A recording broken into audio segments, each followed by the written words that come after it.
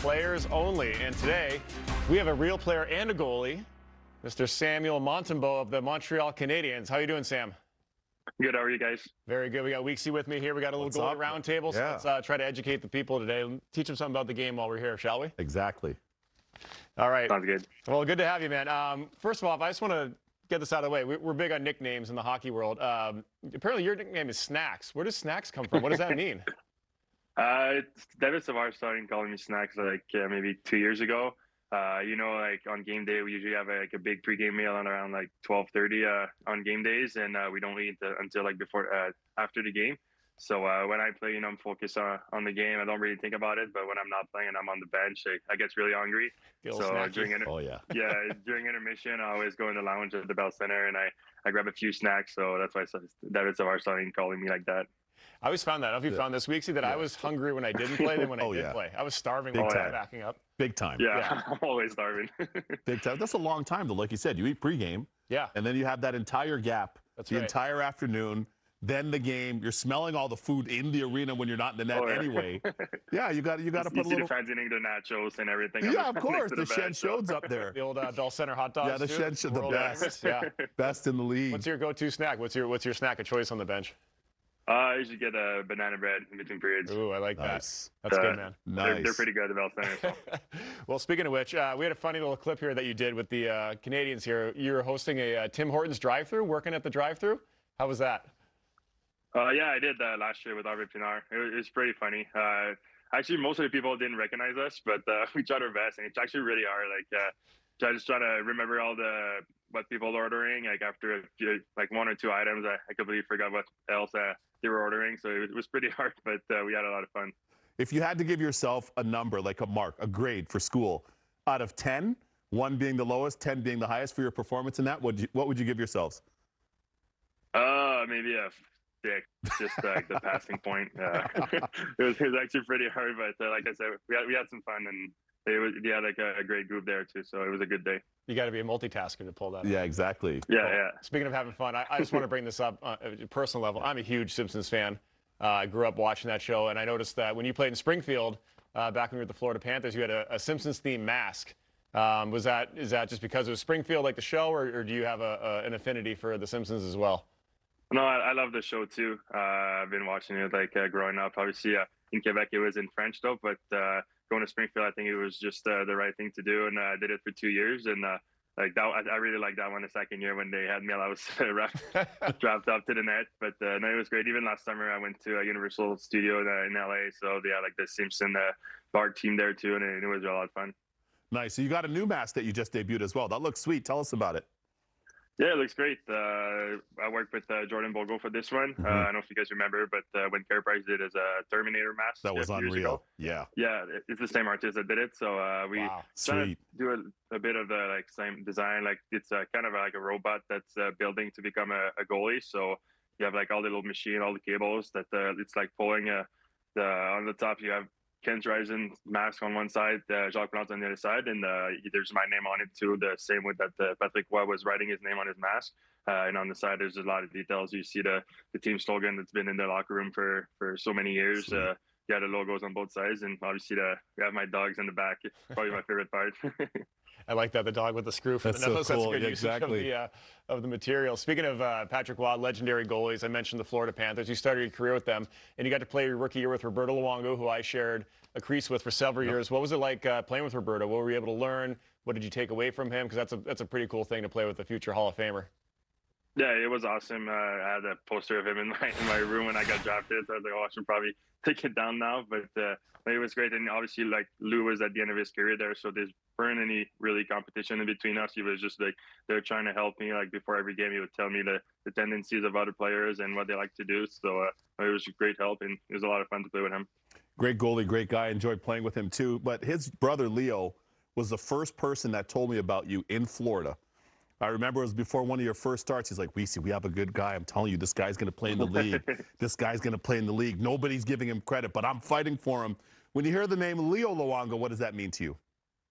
It means a lot. Obviously, since the day I was drafted, I've been working with him when I was in Springfield. He was the goalie coach there. So, like, you know, even in Florida, like every death camp or training camp, we were working together. and he's from Montreal too, like Roberto. So when during COVID year, it wasn't too far from home, so I could go and drive there once a week and still go on the ice with him. So I have great memories of working with him. Yeah, Leo's a great guy. I got to know him a little bit too through Mm-hmm. Roberto, and I believe I played against you in Springfield one time when I was in Bridgeport at the end of my career, so I still remember that for what it's worth. That's how old I am. That's called longevity. That's called longevity, right? Longevity, yeah, bro. Yes. But tying that all together, Montreal, Florida, obviously you got waived by Florida. Never a good feeling. I've been there, been waived. But you got picked up by your hometown team, the Montreal Canadiens. That must have been really exciting to come back home and be back in Quebec. Yeah, it was super exciting. I wasn't expecting that. I know there was a bit of talk to if I was going through waivers to maybe loan me to Laval, because that year it was the first year Seattle was in the league, and we were sharing our HL team there in Charlotte with the Kraken. So, and there was going to be a lot of goalie there. There's me, Christopher Gibson, Joey Dakar, all going there. So I knew there was rumor of me maybe getting loaned. But when Marc Bergevin gave me the call, I was super excited. It's crazy to the media in Montreal. I didn't have time to call my family and everything after, and it was already out on social media. But no, it was super exciting news, and been there for 4 years now, and I really love it. What's it like playing with my former teammate, Marty St. Louis? Playing for him, what has that been like for you? He's a great coach, I think, and obviously a player's coach. We know his door is always open. We can always go and talk to him. And, he, like you said, he played the game, so he knows guys a lot, and he's a really good competitor. And I think he's a really good motivator too. Like his speech before the games are always good, and feel like they always get us going. Yeah, I want to touch on that a little bit too. More. Yeah. Just going back to Montreal, Marty St. Louis, you really kind of took off. Your career really, I think, has gotten to where it's gotten now. Based on that year you got picked up, you really had a great year that first year in Montreal. Were there changes in your game, your technique, or was it just a confidence thing, a mentality thing, an opportunity to play? What was the difference between your time in Florida and now becoming a bona fide #1 in Montreal? Yeah, I mean, just getting more and more experience, going into games, knowing what to expect. And I have a really good relationship with the goalie coach we have here now in Montreal, Eric Raymond. I think we've been working really well together, and he really helped me get my game to the next level. Well, you've opened a lot of eyes during your play at the World Championships. That was your first time playing internationally for Team Canada. You won gold, and obviously you've earned a spot for the Four Nations face-off. How excited are you for that? I'm super excited. Obviously, it's a great news. When Julien Brisebois gave me the call, we were on the bus after a game. We just lost to Boston, and we lost the day before to New York. So it wasn't very cheerful on the bus. But after that, Kent really want me to call him right away. But I was like, I think I'm going to wait before we get off the bus, because we could hear a flying of us. There's not a sound there. But as soon as we got off the bus, I called him, and he told me the great news, and I was super excited and proud of myself too. Can you imagine, Weeksy, some of the round robin games will be held in Montreal? I know, Could you imagine getting the start in Montreal for Team Canada? Sweet. Yeah, that's incredible. Like, it's going to be the best, like first best on best tournament in a while, and to do that in Montreal, I know it's going to be electric. It's always a good atmosphere there, and especially I think the game at US Canada, it's going to be like a big rivalry and a super fun game. Not to put you on the spot here, I was just thinking though, Brodeur, Luongo, Patty Waugh. How do you rank them, or which one do you like the best out of those three as a French Canadian goalie? Oh, that's hard. A tough one, right? Yeah. I got to play with two of them, so I don't even know who I picked. And we forgot the Flower too. And the Flower. Throw Flower in there. Right. Come on. He's in the Mount Rushmore. Yeah, he is. Yeah, it is. I mean, Quebec has always been known for having great goalies. And to have first 4 goalies for wins are French Canadians, so it's obviously awesome. It's tough to put them in order. I think maybe Brodeur would be first, but it's tough. They're all 4 great goalies. Yeah, I mean, sorry, go ahead. No, I was just gonna say. I mean, you can't go wrong. You can't go wrong. You have so many options. What led you to want to be a goalie? Was it the equipment? Was it the pressure? Was there any one thing that led to you wanting to start playing goalie as a young kid?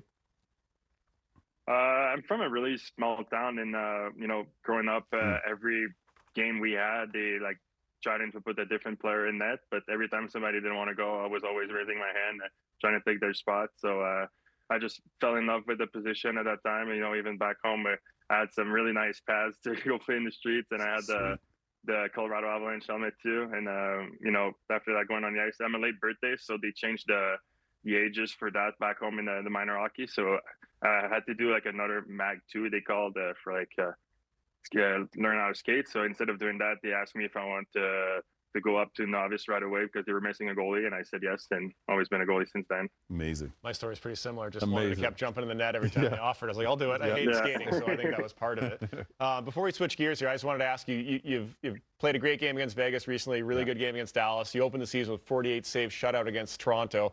Is there something about better competition and better teams that you elevate your game and just play better? The bigger the game, it seems like the better you play. Yeah, I mean, it's always fun to have like the big competition at shout out to against the Oilers. It was a great game too. But you know, our team has been playing so well recently that it obviously helps us for the goalies. You know, there's some games we start the game, we only get like 4 shots in the first, but yeah, just love playing against the best player. It's obviously always a big challenge, and you know, to get those wins, it was really special, especially like opening night in Montreal like that, getting a shot out there. That's awesome. Nothing better than beating the Leafs, I can imagine. The best feeling ever. The best. On Saturday night in Montreal, it's always fun. Beating the Leafs. No doubt. I actually got them on Saturday this week, so. Oh, well, here you go. We'll do the same, yeah. Good luck. Let's get a win. Speak it into existence. That's the players only. You're gonna get the players only bump. We just showed in the PSA. That's so right. You ride that wave into there. All right, we're gonna do a little thing called "What Were You Thinking?" I know goalies have photographic memories. Everyone knows this. So we're gonna show you some clips or pictures, and I want you to give us your initial reaction or your memory of that picture. Let me see. I think that's in Montreal. It might have been my first shutout. That's very my good. first year. See. Yeah, because I see Ryan Filling. I played in my first year there in Montreal. So yeah, I think that was a great night against Buffalo, 4-0 win. Look at that. See, that could have been any picture after a win. The guys come up to you and give you the head bump. So that could have been any picture, but you recognize the small details and say, "Oh, that was my first shutout." Because goalies are sick like that. That's right. Things. Yeah. All right, good call. All right, you're 1 for 1. Not that it's a test. But we're gonna go on to the next one. Yeah, that's last game. We can see my mask. So it's the first time I was wearing it last game against Maverick Book too. You know, we're born in the same place in Victoriaville, so it was nice to get that save late in the first. It would have been his first goal to Bell Center, but maybe to have it next time. Yeah, can you walk us through this play? Like what happened, or you know, it was kind of a big save. So. Yeah, it was a pass across. He was like by himself on the other side. You know, just trying to be patient. He tried a little move, trying not to give him any space, and then try to go around. So I just stretched, and I got my skate on the post first. I was actually scared. I thought my pad was maybe inside, like behind the goal line, but then out that wasn't. So it was a good save. That's always a bad feeling when you think your pad's See where his head is though? Yeah, eyes down. Eyes down, tracking right away. Located that. Got to get those eyes on it. Yep. All right, we're going to move on here. Another pretty good save from you, I think, recently. Let's take a look here. Whoa. Yeah, that was also my first year. That one was a great save, but they actually didn't count as a shot because I think it was right after the buzzer. There was a pass from behind the net to McDavid, but I made a save right on my pants, and then the pass was on the other side. So I just tried to dive, put my hand in front of it, and I was actually fortunate to make a save. It's unreal. Yeah. It's hard to explain as a goalie. People are like, oh, how do you make that save? Yeah. When you're in the moment, you're not really thinking. You know the puck's there. You know somebody's over there, and you're like, I better get over there because there's something's about to happen. Yep. Trying to get the end over on top of the puck, so I try to cover the end goal so the puck can go higher up in the net. Exactly. It's awesome. It's just an automatic reaction. Absolutely. You can't really describe how you do it. You just do it. So that's the fun part about being a goalie. All right, we're gonna go to another one here. Right, I was in the shootout last year. It's pretty crazy. I think I forgot if it was that year or the year before, but he beat me in a shootout move, kind of the same move but going wide. So you know, I tried to follow them and then came back and tried to do the one-end Fosberg move, but was able to get my stick on it, and it was a great move. Obviously, it was super loud after the Bell Center, and it was great. I love how pumped you are. I'm getting goosebumps after that save here in the studio. Yeah. That's an unbelievable save, man. It's harder than it looks, too, because like you can only really get your heel of your stick on the ice. You can't get like your whole paddle down. Exactly. Really I just got it perfect with the heels. Yeah. A bit lucky, but great save too. So. Hey, you can be lucky, you can be good, or you can be both. That's right. Yeah. All right. Let's take one more look. What a save. All right, we got one more here. Last one for you, and we'll let you out of here. This one's got to feel pretty good. Yeah. Yeah, that was awesome. Obviously, bring back a lot of good memories. We had a really nice group there. All the guys really came together real quick, and it was so much fun. Led there, going clutch and scoring 4 goals in three games of elimination. But no, it was a lot of fun at the tournament, and obviously bringing back the whole gold at home. It was a great moment. Amazing stuff, man. That's special stuff right there. Did you play in any World Championships? No international. No, just only the Spengler Cup. That was it. Yeah. No, just your broadcast. Yeah, exactly. Yeah. So here, let me ask you a quick follow-up because I know we're tight on time. What's the one difference for you in international? For me, it was the size of the rink, the width of the rink, and the D always attacking. But what would you think it was for you? Yeah, it is different, but I was kind of used to it when I played midget AAA in 12 years. It's on an Olympic ice like this, so like every practice, like even before that, like growing up, I skated a lot on that ice, so I was a bit used to it. I think she could see me in the queue as Olympic ice too, so you know I played some games there too. But yeah, obviously the guys on the power play, like it's so far wide, so you can't like I feel like get out of your crease too much, just then they go pass it, and you start chasing the game and get behind. But no, it was a great tournament. Awesome. Well, you seem to adjust pretty well, on short notice. So congratulations. But thank you so much, Sam. We appreciate you joining us, even though an American. Best of luck in the Four Nations tournament coming up, and good luck with the rest of the season with the Canadiens. Thanks, guys. Appreciate that. Thanks for having me.